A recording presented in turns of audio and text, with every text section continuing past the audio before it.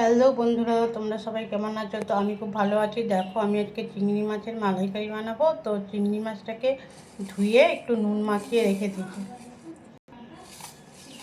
তো এইদিকে দেখো, একটা আমি মশলা বাটবো। সাদা সর্ষে, কালো সর্ষে, টমেটো, কাঁচা লঙ্কা, কাজু আর শুকনো লঙ্কা, এটাকে আমি বেটে নেব। তো দেখো, আমার মশলাটা পেশা হয়ে গেছে। তো মাছটার মধ্যে আমি আগেই তো নুন মাখিয়ে রেখেছিলাম, তাই জন্য এখন আমি অল্প করে নুন দেব। এর মধ্যে হলুদ দেব।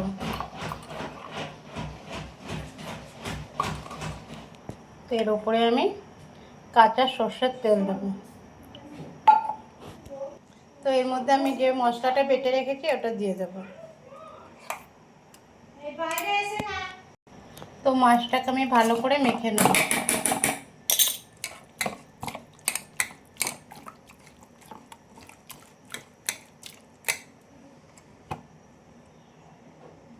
তো আমার মাছটা মাখা হয়ে গেছে। আমি আর একটুখানি ওপর থেকে সর্ষের তেল দিয়ে দেবো।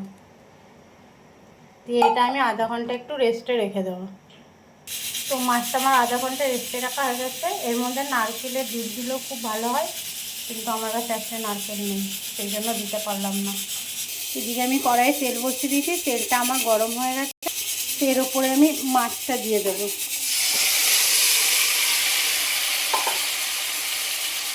তো মাছটা আমি কড়াইয়ে দিয়ে দিয়েছি। তো এটার ওপর আমি একটু জল দিয়ে দেবো বাটিটা দিয়ে। জলটা দিয়ে দিয়েছি।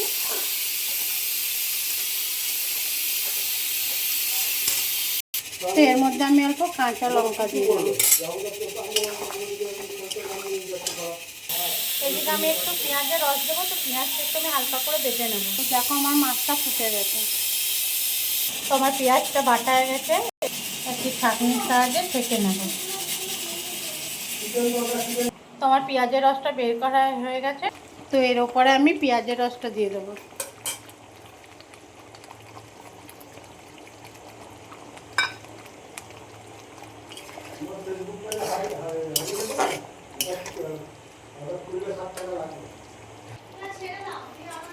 তো দেখো, আমি এবার এটা আর একটুখানি ফুটিয়ে নেব ভালো করে।